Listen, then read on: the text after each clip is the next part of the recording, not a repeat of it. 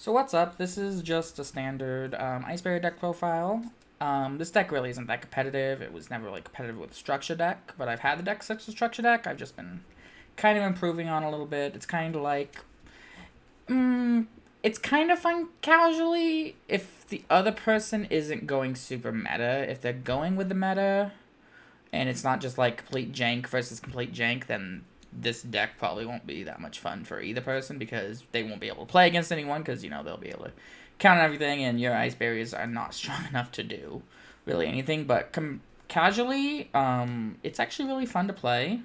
It's great at spamming out water, great at spreading out Totally Awesome, Trishula, now that it's at 3.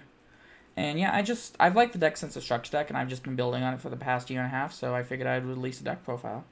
So to start out, it is 3 Reveal of the Ice Barriers, just a best card that came out of Structure deck. It basically fixed a lot of the deck's problems with the ability to search and all that stuff, and it just was really rough without it.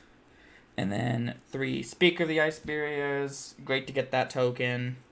It does a lot of other good stuff for the deck, just helps getting out tuners and everything like that. Thin decks and thin your deck and everything like that. Next, 2 General Waynes. Good level 5. It's kind of restrictive, but not too bad. It's kind of hard to place it in the deck because you're really dealing with usually 2 level 4s and a level 1 or a level 3. It's just awkward to have that level 5 in, but it works sometimes. And then Xingjian of the Ice Barrier. It's just another good card to have. There's 2 of him. No, wait, sorry, 1 of him, actually. Got another card. 1 of him. He's just a good 1 of. It's great to go into level 2s and use his level. That's the main thing I'm really using for, is just his level and the fact that he's an Ice Barrier I can search. And then 2 Hex of the Ice Barrier. It's just great for its level manipulation. It could dump to the grave up to a level 3, let you do the big level 13 synchro monster really easily. It's just all around pretty good card. Next, 2 Defender. Usually you're just sending it for the Hex, or if you get both of them on the field, it just completely locks your opponent out of attacking, which in a calmer game where it's not super, popping 6 cards on the field and then negating 12 things, it's an okay card to have, especially with that lock. It's just, it's kind of in meta. And then standard frog package without Ronin Toad since it was banned. 3 swap, Substitute. Yeah, Substitute. And then 1 Ronin. It's a great way to get out the Totally Awesome, and everything's aqua and water, so it just goes really good with the deck. And then some tech cards that I put in. Trying to get the deck to work best to get, 2 level 4s and either a level 1 or level 3 out. I decided to do 3 right-hand shark, and 2 left-hand. It's good because you do play some level 4 XYZs, which this card's amazing for. These 2 cards are amazing for if you can get them both on it. It's also just good for spamming out 2 level 4 monsters, which you almost instantly Trishula if you do the deck right. And yeah. And then Silent Sea Needle at 3. It's just a great water support card. It searches, it summons, it's just amazing in the deck. And then same thing for Silent Angler. Basically, if you can get this card out and a level 1 tuner, you can get almost anything in your extra deck out. And then 1 Guitar Guardian Dushala. I just needed a water target that was level 3 and could do stuff with its level. It's the best card I had, and I really wasn't willing to sink that much money into this deck at this point. I did try taking it to remote locals once, and it just was... I think I went 1 game out of 4 that night, and it was just... And the only reason I went that 1 for is because I was able to recycle my Trishula before it was unbanned. And I basically just hand-ripped them, and then they just bricked, and I was like, yep, okay, I'm sorry. And then, that's it for monsters. So, for spell cards, we had the Windover Ice Barrier. Basic good card for the deck. It mainly just does, the search and all that stuff. It tributes other Ice Barrier monsters to summon out different ones. So if you have the wrong level on board, that one just lets you get the right level.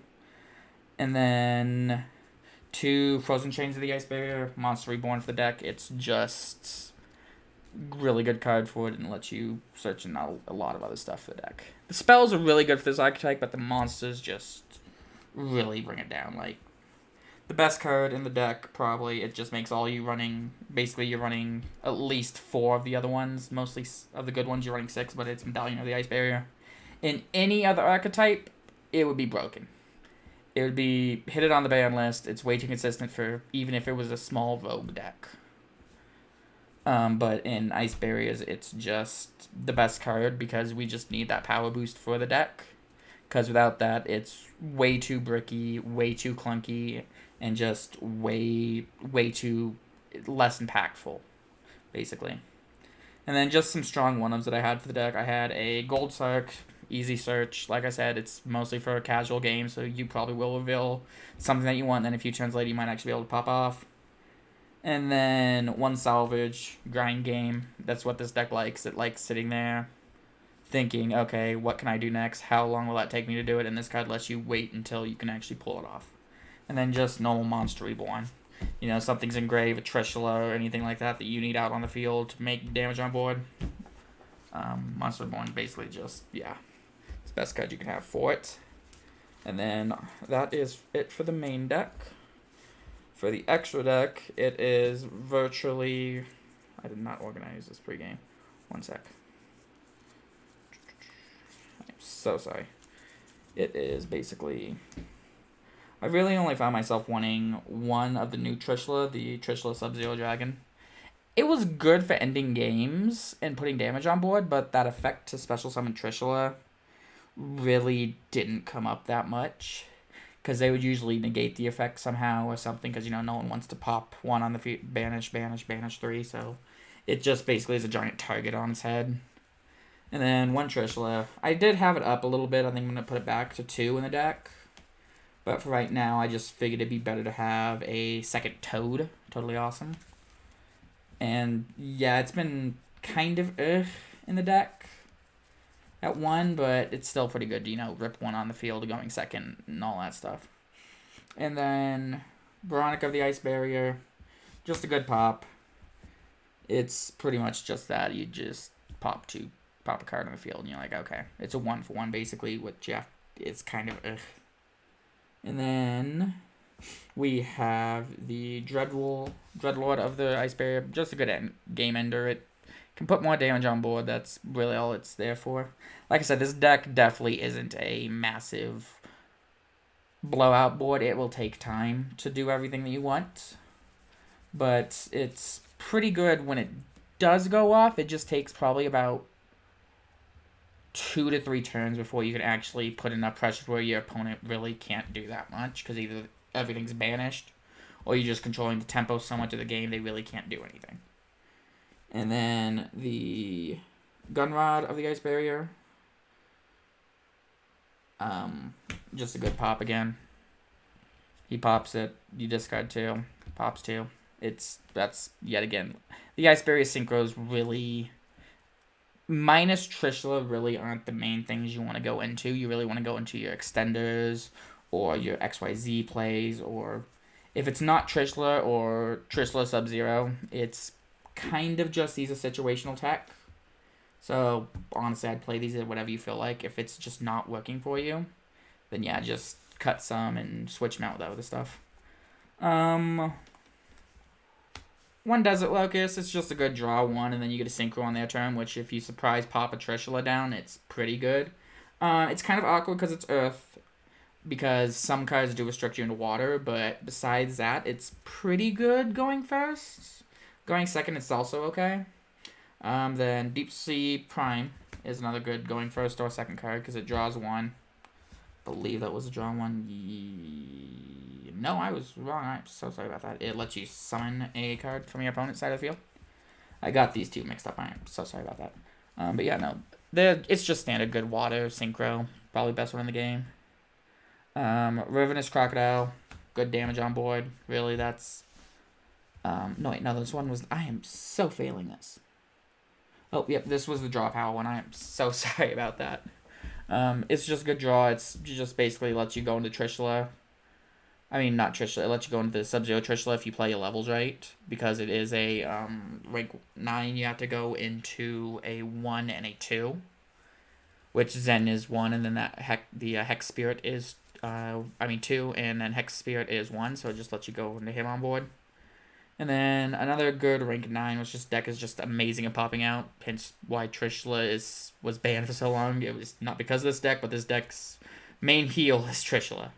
It's Sterling Warrior Wolf. Basically, whenever your opponent activates something, it gains attack. Then when it's at 4,000 attack, it's a quick effect, wipe everything on field. It sends it all back to the deck, and basically it ends your opponent's turn if you can actually play it off. Yet again, though, it's just one of those cards where, like, they're going to deal with it early, so it's just another giant target is on his back. And it's just really hard to actually pop that effect off consistently without them, negating it or finding some way to where it won't be affecting them. Best card in the deck, by far, main reason this deck can even see play is 2 Toad. Luckily with Toad, there's a lot of other aquas you can use. Yeah. Yeah. I'm so failing this one. To be honest, this isn't my main deck. So I'm kind of a little rusty with it, but I still wanted to get this deck profile out there because it is a very fun deck. And let's keep going. Next is Best Dweller, just another basic good water rank 4 that you can sit there and be like, no graveyard.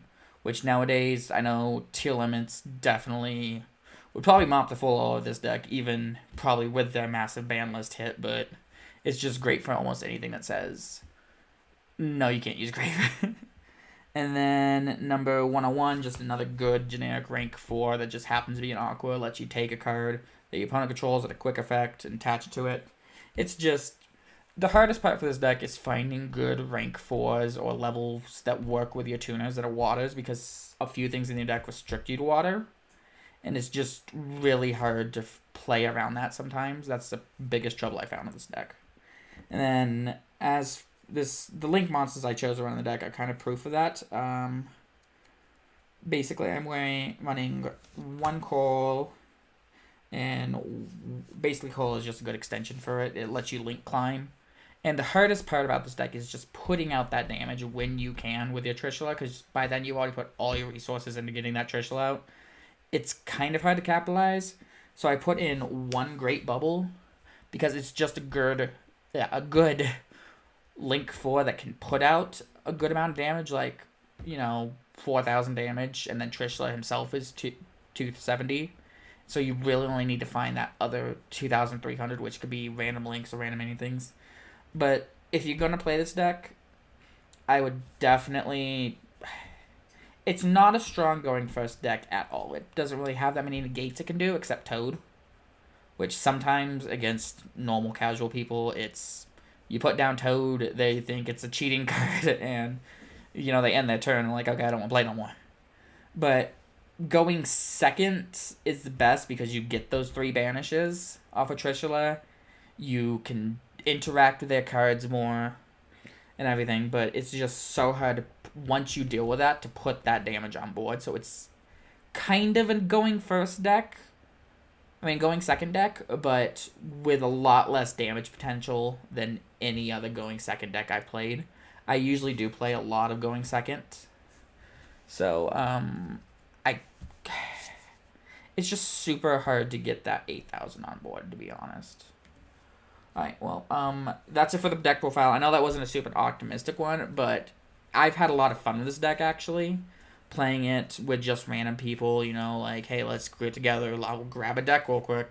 And it'll either usually be this deck that I grab or a Cyber Dragon deck I have. And when I play Ice Barrier, they're like, what do these cards even do? And I kid you not, I've looked them in the face and said, not that much. Because this deck is just... It's super fun. The opponent usually loves the interactions and loves playing it, but as for the finishers, for the big moves, the big plays, this deck just really lacks that, and I think any synchro for the deck that would be able to put more damage on, or an extra deck monster normal deck monster that lets you put that extra damage on, would be amazing for the deck. As it stands now, I'd probably rate it as my weakest deck. I have a few, and it's just so hard to get that consistency going, even with 3 cards that say you can search any of your cards. It just takes, like, on average, 2.5 cards usually. So, like, a random water and then extenders. And you're just basically banking off of, like, 1 ice barrier and all the good water support. But it is funny watching people's reaction, like, oh my god, this deck actually does something when you happen to have those 3 cards. So, thank you for watching the deck profile. Check out my other branded Despia deck profile. That one is much more competitive. That one is the main one I take to locals to win. It was made during the last ban list for tier limits, but I believe no card in it was hit. I would change up some of the hand traps in it now. But other than that, thank you guys for watching, and peace.